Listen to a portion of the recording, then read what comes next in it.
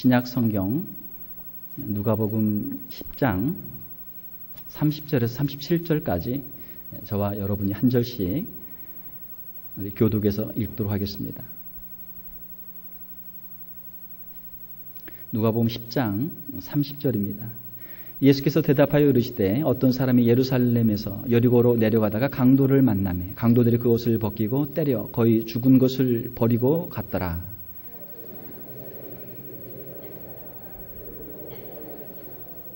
또 이와 같이 한 레위인도 그곳에 이르러 그를 보고 피하여 지나가되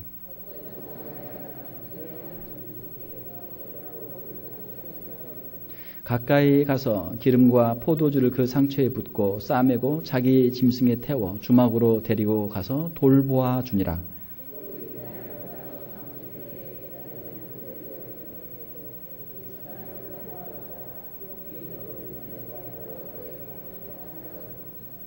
네 생각에는 이 세 사람 중에 누가 강도 만난 자의 이웃이 되겠느냐?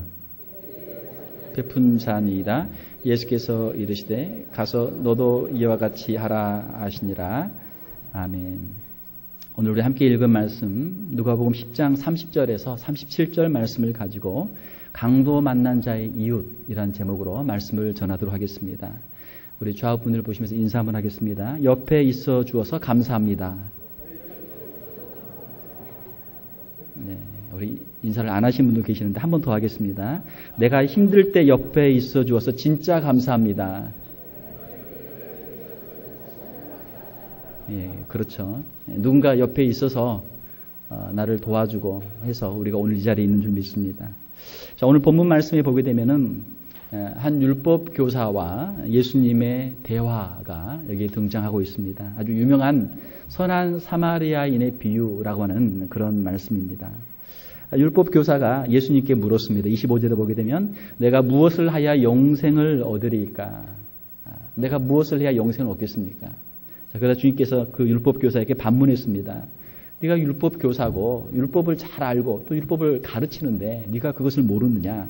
율법에 어떻게 하라고 율법에 무엇이라고 기록되었느냐? 예수님이 반문했어요. 자, 그러자 율법 교사가 대답을 합니다.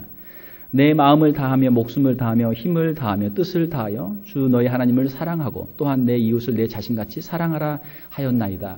하나님을 사랑하고 이웃을 사랑하라. 그렇게 율법은 말하고 있습니다. 그렇게 대답을 했어요. 자, 예수님께서 27절에 보게 되면 내 대답이 옳도다. 그렇지.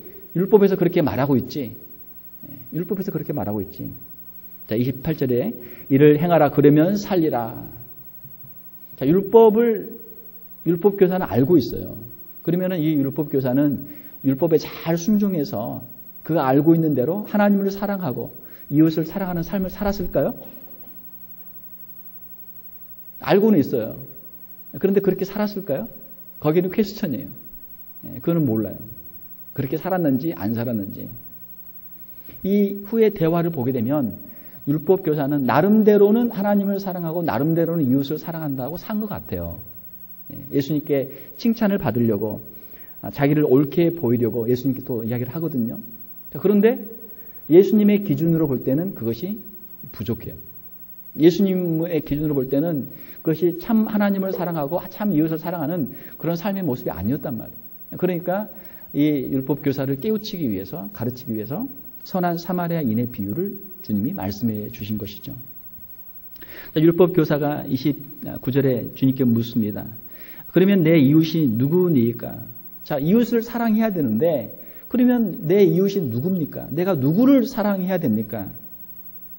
자, 거기에 대해서 주님께서 선한 사마리아인의 비유를 말씀해 주시는 거예요. 자, 선한 사마리아인의 비유를 보게 되면 우리가 오늘 읽은 대로 30절을 보게 되면 어떤 한 사람이 예루살렘에서 여리고로 가다가 강도를 만나게 됩니다. 자, 예루살렘에서 출발해서 여리고로 가니까 이 사람은 원래 예루살렘에 살던 사람이에요. 예루살렘에 살던 사람이니까 이 사람은 누굽니까? 유대인이죠. 예루살렘에 사는 예루살렘 시민이고 예루살렘에 사니까 유대인이죠. 이 사람은 유대인이에요. 자, 한 유대인이 예루살렘에서 여리고를 가다가 강도들을 만났어요. 이 사람은 혼자고 강도들은 여러 명이에요. 또 강도들은 하는 일이 뭐예요? 맨날 이렇게 그 계획을 짜죠. 어떻게 지나가는 사람이 있으면 이 사람을 털 수 있을까? 궁리하고 또 체력 단련도 하고 말이죠. 숨어 있어서 딱 좋은 길목도 지키고 있다가 여러 사람이 한꺼번에 확 달라들어가지고 이 사람을 강도 짓을 하니까 이 사람이 당할 수가 없어요. 그래서 강도들을 만나서 그 옷도 다 벗기고 또 강도들이 그를 때려서 거의 죽게 됐어요. 얼마나 그냥 신나게 때렸는지 거의 죽기 일보 직전에 다다르게 되었습니다. 자, 생사의 기로에 놓여 있어요. 자, 우리가 세상을 살다 보면 우리에게 필요한 게 참 많습니다. 이것저것 필요한 게 참 많아요. 그런데 죽음의 문턱에 딱 앞에 서게 되면 우리가 그동안 세상에서 가지고 있던 것들, 뭐 보석이니, 뭐 돈이니, 뭐 집이니, 맛있는 음식이니, 뭐 집에 있는 옷장에 있는 옷이니, 뭐 구두니 별로 그렇게 중요한 게 아니에요. 내가 그렇게 귀중하게 여기고 소중하게 여겼던 것들이 다 상대적인 것들이 돼요. 왜? 생명이 지금 왔다 갔다 하는데 지금 그게 문제예요. 그게 문제가 아니란 말이에요. 절대적인 가치인 생사의 문제 앞에서는 우리가 평상시 소중하게 여겼던 모든 것들이 다 상대적인 것들이 돼요.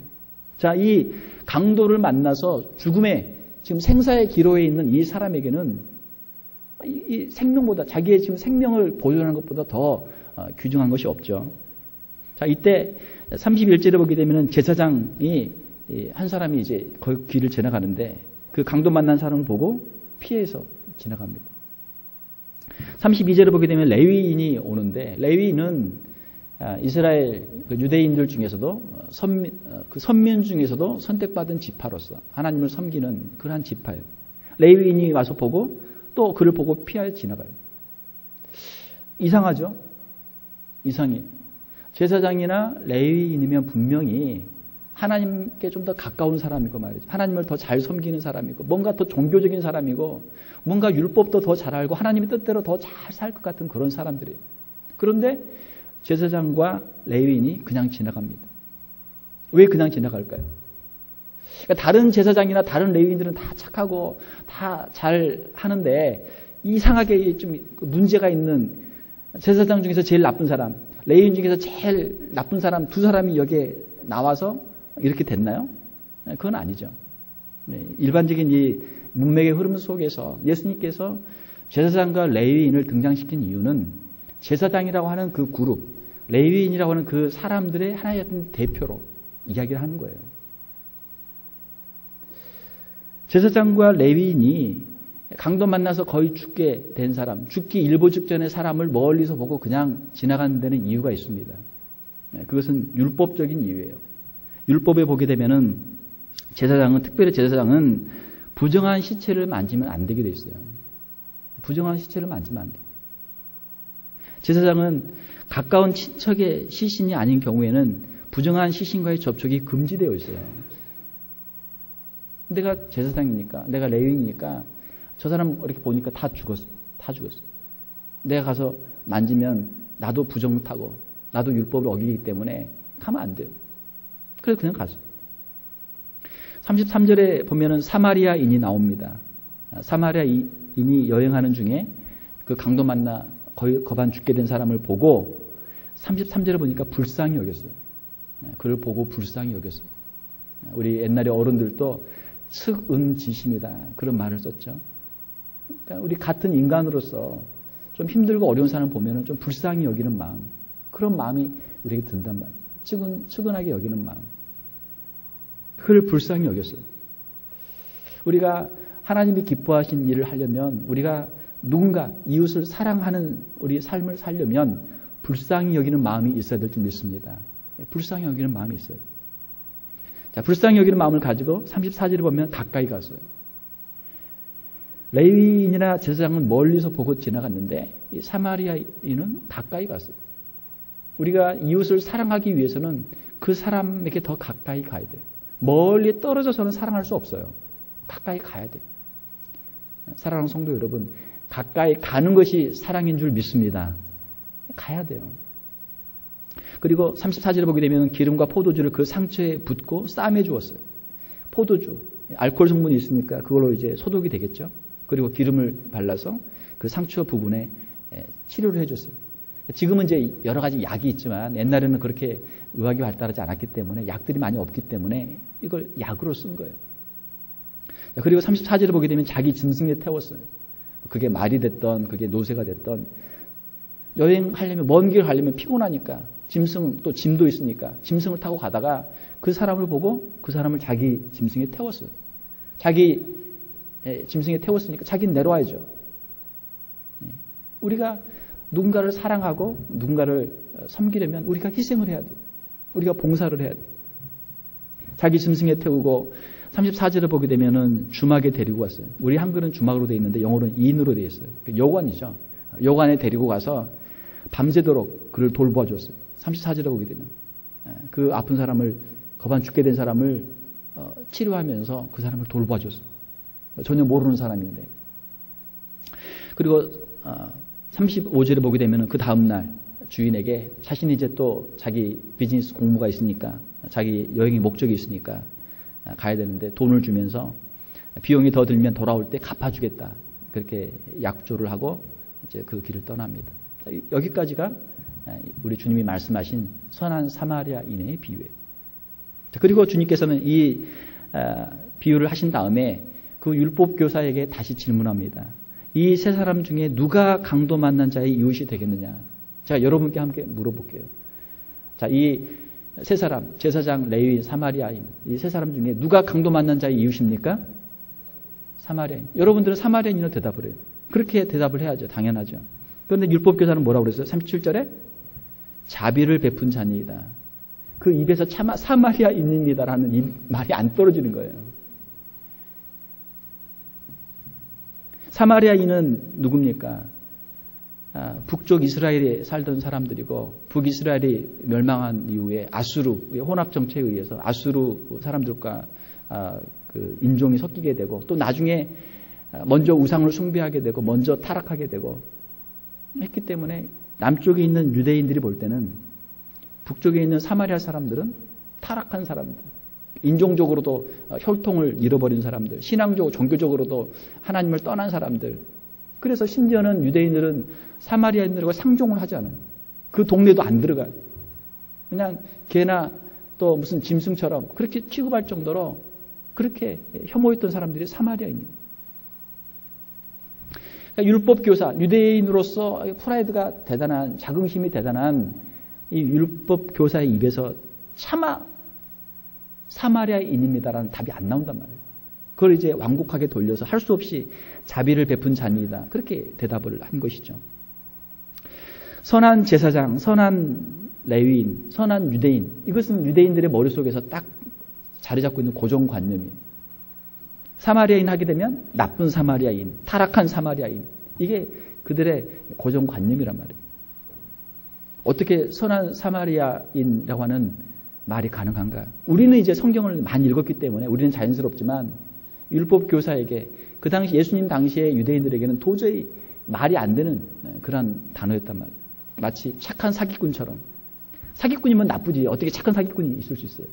사마리아인이면 타락하고 나쁜 사람들이지 어떻게 선한 사마리아인이 가능해요? 불가능하단 말이에요. 자, 예수님의 이 비유에서 사마리아인은 예수님의 칭찬을 받습니다. 반면에 제사장과 레위인은 좋은 본보기가 아니에요. 오히려 부끄러움을 당하고 창피를 당하는 책망을 듣는 그러한 사람들입니다. 이것이 예수님의 선한 사마리아인의 비유가 가지고 있는 대반전이에요. 예수님의 비유는 사마리아인도 선할 수 있다라는 거예요. 사마리아인이 유대인인 율법에 충실한 제사장이나 레위인보다 더 나을 수가 있다라는 것이 이 선한 사마리아인 비유의 핵심이에요. 자, 우리에게 한번 적용을 해봅시다. 어떻습니까? 우리가 만약 유대인이고 우리가 율법 교사라고 생각을 해보세요. 우리 크리스찬들이 욕하는 세상의 사람들, 안 믿는 사람들, 무신론자들, 또 타 종교인들, 또 우리가 신앙적으로 주님을 떠났다고 생각하고 성경을 떠났다고 생각하는 자유주의자들, 또 심지어 이단들 한번 생각을 해보세요. 자, 그런데 어쩌면 그런 사람들이 우리 기독교인들보다 저와 여러분들보다 더 선한 일을 하고 주님께 칭찬을 받을 수도 있다라는 거예요. 어떻게 해요? 선한 사마리아인처럼 가난한 사람을 구제하고 어려운 사람을 도와주고 봉사하는 일을 통해서 예수님께 칭찬을 받을 수 있다는 말이에요. 이 선한 사마리아인의 비유는 우리의 정신을 확 깨는 그런 말씀입니다. 유대인들이 유대인이라는 프라이드, 제사장이라는 직분, 레위인이라는 그 참 성별된 그 지파의 직분을, 특권을 가지고 있었는데 그거 가지고는 주님께 인정을 받을 수 없단 말이에요. 강도 만난 이웃을 위해서 너는 무엇을 했느냐? 주님이 우리에게 물어보신다면 우리는 어떻게 말하겠어요? 37절에 예수님께서 율법 교사에게 말씀하십니다. 너도 이와 같이 하라. 너도 사마리아인과 같이 이렇게 하라는 거예요. 사마리아인처럼 강도 만난 이웃을 돌보아 주어라. 예수님이 우리에게 하시는 말씀인 줄로 믿습니다. 우리의 종교의 옷, 유대인이라고 하는 또 크리스찬이라고 하는 우리의 종교의 옷, 또 자신의 신분의 옷, 제사장 또는 레위인이라고 하는 자신의 신분, 목사나 장로나 권사나 집사라고 하는 우리의 신분, 우리의 직분, 그 옷을 벗고 선한 사마리아인처럼 그렇게 하라는 거예요. 자, 이 말씀을 통해서 우리가 생각할 수 있는 교훈을 한 3가지를 간단하게 말씀을 드리고 설교를 마치겠습니다. 첫 번째로는 우리 주위를 둘러보면 우리 주위에 어려운 사람들이 많이 있다라는 거예요. 우리가 보지 않고 피하려고 하면 없어요. 그러나 우리가 보고 가까이 가면 분명히 있어요. 우리 가까운 곳에 어려움을 당한 사람들이 많이 있습니다. 우리 인생에는 강도들이 많아요. 주위에 갑작스러운 어려움을 당한 사람들이 많이 있습니다. 우리 주변에는 다양한 강도들이 많이 있죠. 우리의 돈을 빼앗는 강도들이 있어요. 우리의 소유를 빼앗아가는 강도들이 있어요. 우리의 건강을 빼앗아가는 강도가 있습니다. 또 우리의 마음에 상처를 주고 마음을 아프게 하는 그런 강도들이 있어요. 우리의 행복을 빼앗아가는 강도들이 있습니다. 이 강도 짓은 다 마귀가 하는 짓이죠. 그런데 이런 강도들을 만나서 인생의 고난 가운데 있는 분들이 우리 주변에 많이 있단 말이에요. 두 번째로는 우리의 작은 사랑이 어려움에 처한 사람들에게는 큰 사랑이 된다라는 것입니다. 강도를 만난 사람은 이제 지금 생사의 기로에서 어떻게 할 수가 없어요. 자기 힘으로는 어떻게 문제를 해결할 수가 없어요. 그 강도 만난 이웃을 도와주는 건 그것은 물론 수고는 수고죠. 그렇지만 수고를 하는 사람보다는 받는 사람에게 더 큰 도움이 되는 그런 큰 사랑이죠. 작은 사랑의 실천, 그것이 받는 사람에게는 큰 도움이 된다라는 것입니다. 제가 얼마 전에 그 조그마한 비디오 클립을 하나 봤는데 그게 거북이 이제 이야기인데 거북이가 보통 이렇게 등이 이렇게 하늘로 올라가서 이렇게 기어다니잖아요. 근데 이상하게 거북이가 어떻게 하다가 무슨 사고를 당했는지 이렇게 뒤집어져 있어요. 뒤집어져 있는데 그냥 발만 그냥 이렇게 하는데 어떻게 다시 이걸 되짚지를 못하는 거예요. 자, 그때 친구 거북이가 나타났어요. 거북이가 나타나가지고 등으로 막 자기 엎어져 있는 자기 친구 등을 미는 거야. 막 계속 밀어. 그러더니 조금 있으니까 이게 엎어져요. 다시 반드시 엎어져. 자, 이런 거북이가 하나만 있는 게 아니고 물론 이제 그런 거북이들을 다 이제 촬영해서 다 모아놨겠지만 또 다른데 물가에도 바위가에도 또 언덕에도 또 이런 평지에서도 이상하게 엎어져 있는 거북이가 많더라고요.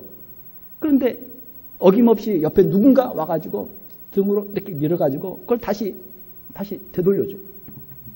혼자서는 할 수 없는데 옆에서 누군가 와서 밀어주니까 된단 말이에요. 참 이 미물인 거북이도 서로를 도와주면서 이렇게 사는구나. 진짜 힘들고 어려울 때 누군가 옆에서 도와주는 것. 이것이 어려움을 당한 사람에게, 동물들에게 얼마나 큰 힘이 되는가. 이건 생사의 문제잖아요. 저도 얼마 전에 교통사고를 당했는데 정말 혼자 어떻게 움직일 수가 없더라고요. 그런데 주변에 미국 분들이 와가지고 911 전화도 해주고 움직이지 말라고 이야기도 해주고 옆에서 도와주고 얼마나 고맙고 감사한지. 아직까지 제가 그분들을 아직 찾지를 못했는데 만나게 되면 밥이라도 한 끼 사주고 싶어요. 사례를 꼭 하고 싶어요. 정말 우리가 힘들고 어려운 순간에 누군가 옆에 있어주고 나를 도와주었다는 것. 그것이 얼마나 감사한 일입니까? 자, 세 번째로는 우리의 사랑의 범위를 더 넓히자라는 것입니다. 예수님은 유대인의 사랑의 한계를 여기서 말씀하시는 거예요. 그렇게 율법 교사가 믿고 의지하는 제사장 또 레위인 그 유대인들의 한계를 말씀해 주는 것이죠. 우리의 사랑도 한계들이 많아요. 우리가 가족을 사랑하죠. 또 우리 동족들을 사랑하죠. 유대인들도 그렇게 했어요. 그런데 우리 주님께서는 그 가족, 그 동족, 자기가 정말 사랑하는 사람들, 정말 좋아하는 사람들의 한계를 조금 더 벗어나서 조금 더 넓히라는 거예요. 이것이 복음이고 이것이 선교인 줄 믿습니다. 구약과 신약의 차이가 뭐예요? 구약은 유대인 중심이에요. 신약은 유대인의 한계를 뛰어넘는 거예요. 사도행전 15장에 있는 것처럼 이방인들을 향해서 가는 거예요. 이방인들을 품는 거예요. 이것이 복음이에요. 선교는 무엇입니까? 선교는 우리가 속해 있는 문화권을 벗어나는 거예요. 우리가 정말 편하고 정말 잘 알고 정말 사랑하는 사람들의 그 한계를 우리가 벗어나서 좀 더 낯설고 좀 더 우리가 알지 못하는 사람들에게 가서 그들에게도 주님의 사랑을 전하는 거예요. 이것이 선교예요. 오늘부터 우리 교회에서 리틀 라이트 미니스트리를 시작합니다. 물론 이제 그 사역은 계속 하고 있지만 우리 교회에서 참여를 하는 것이죠. 워싱턴 DC에 있는 흑인들, 아이들을 위해서 그 사역을 해요. 저희가 지금 5년째 넘게 지금 매년 하고 있는데 우리가 지금 미국에 살고 있잖아요. 미국에도 어려운 사람들이 많이 있어요. 결손 가정, 부모가 없어요. 부모가 이혼하고 부모가 돈 벌러 가고 애들이 혼자서 갈 데가 없어요. 워싱턴 DC 안에 있는 흑인 아이들을 모아서 같이 BBS도 하고 공부도 가르쳐주고 같이 놀아주고 먹을 것도 주고 이게 이제 리틀 라이트 미니스트리. 우리 유스 그룹 또 우리 EM에서 칼리지에서 같이 그렇게 갑니다. 9명이 가요. 여러분 이 사역을 위해서 기도해 주시기를 바랍니다. 여러분들이 지난번 쿠키 다 팔아주셨잖아요. 쿠키 세일하고 또 우리 이제 좀 전에 소개를 했지만 워싱턴 주에 가는 아메리카 인디언 그 보호구역 또 우리 8분이 가잖아요. KM에서 4분, EM에서 4분, 8분이 가는데 또 그분들을 위해서 여러분들이 뭐 김도 팔아주고 또 김치도 팔아주고 만두도 팔아주고 또 우리 EM에서는 이제 볼링도 하고 또 골프도 하면서 거기서 펀드레이징 해가지고 그 다 모아가지고 가는 거예요. 리틀라이트는 우리 9명 또 워싱턴 스테이트의 인디언 보호구역은 8분이 가지만 이분들만 가는 게 아니에요. 이분들이 우리의 대표로 가는 거예요. 우리의 기도를 가지고 우리의 사랑을 가지고 우리의 후원을 가지고 이분들이 대표로 가는 거예요. 사랑하는 성도 여러분, 우리의 사랑의 범위를 더 넓혀주시기를 바랍니다. 주님의 말씀이 그거예요. 우리가 선교사님들을 위해서 후원하고 기도하고 또 이러한 선교 사역들에 참여하게 될 때 우리의 사랑의 폭이 더욱 넓어지는 줄 믿습니다. 7월은 참 우리에게 귀중한 달입니다. 교회 창립 기념주일이 있는 달이고 또 우리 여러 가지 선교 사역들이 있는 그런 달이 우리가 주님의 말씀을 생각하면서 어떻게 우리가 주님의 사랑에 참여할까? 어떻게 주님의 말씀에 순종할까? 어떻게 하나님을 사랑하고 어떻게 이웃을 사랑할까? 우리의 작은 헌신, 우리의 작은 수고 이것들이 모아질 때 이것이 주님의 이름으로 큰 사랑이 될 줄 믿습니다. 우리 자녀들 위해 기도해 주시고 또 우리 EM들 위해 기도해 주시고 우리 선교팀들을 위해 기도해 주시고 함께 동참해 주시고 후원해 주시는 우리 성도님들, 우리 교회가 될 수 있기를 주님의 이름으로 축원합니다. 함께 기도하겠습니다. 하나님 아버지 감사합니다. 이 시간 우리 주님께서 주신 말씀을 함께 생각해 보았습니다. 선한 사마리아인의 비유를 통해서 우리가 그동안 가지고 있었던 우리의 프라이드 또 우리의 형식들 우리의 이름들을 이 시간 주님 앞에 내려놓기를 원합니다. 주님의 마음을 우리에게 허락하여 주시옵소서. 우리 주변을 돌아보게 도와주시고 우리의 손을 펴게 도와주시고 주님의 사랑을 전할 수 있는 우리 귀한 성도들을 다 되게 하여 주시옵소서. 저희들의 기도와 저희들의 헌물과 저희들의 사랑과 저희들의 수고가 저희들의 모든 봉사가 한데 모아져서 주님의 사랑이 전달되게 도와주시고 정말 힘들고 어려운 이웃들에게 큰 도움과 주님의 사랑이 전달될 수 있도록 주님 축복하여 주시옵소서. 이 일을 위해 수고하고 또 이 일을 위해 길을 떠나는 우리 사랑하는 자녀들, 또 우리 귀한 성도들을 주님 지켜주시고 안보하여 주시고 이 모든 일들을 통해서 주님 홀로 영광 받아 주시옵소서. 거룩하신 우리 주 예수님 이름으로 기도하옵나이다. 아멘.